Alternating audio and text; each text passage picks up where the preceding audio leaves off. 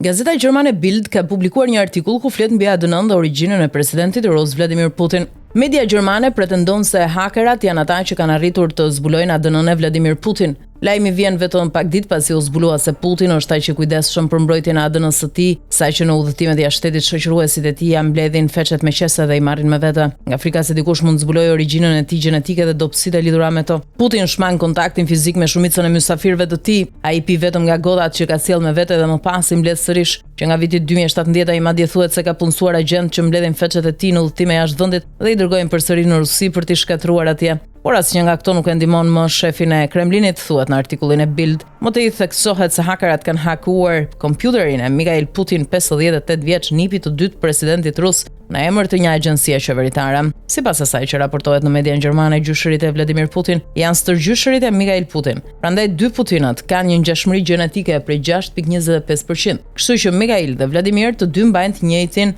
haplogrup mashkullor Y, pasi ata kanë një paraardhës të përbashkët në linjën atrore. Kjo do thotë se ata kanë të njëjtat mutacione në kromozomin Y të tyre. Hakerat gjetën një informacion shpërthyes në kompjuter nipit Putinit, ju bë një test gjenetik nga kompania lider ruse Genotech në dhjetor 2022, rezultatet e cilit i mori në shkurt 2023. Testi gjenetik i nipit të Putinit thuhet se tregon se Vladimir Putin, si të gjithë Putinët meshkuj, është antar i haplogrupit EV13, i cili është i rrallë në Rusi. Ky varg gjenesh e ka origjinën në Kosovën e sotme. 30% e njerëzve atje e zotërojnë atë. Në të gjithë Ballkanin është rreth 15%, në Rusi është më pak se 5%, thuhet në artikullin e Bild. Më tej shtohet se ADN-ja EV13 mund të përbëjë disa rreziqe për pronarët e saj, duke përfshirë Mikhail dhe Vladimir Putin. Kjo përfshin një rrezik në rritje të kancerit prostatës. Një studim zbuloi një lidhje midis sëmundjes dhe gjenomit Putinit. Sipas hakerave, nipi i Putinit është gjithashtu veçanërisht i ndjeshëm ndaj paranojës. Është e paqartë nëse kjo vlen edhe për xhaxhain Vladimir.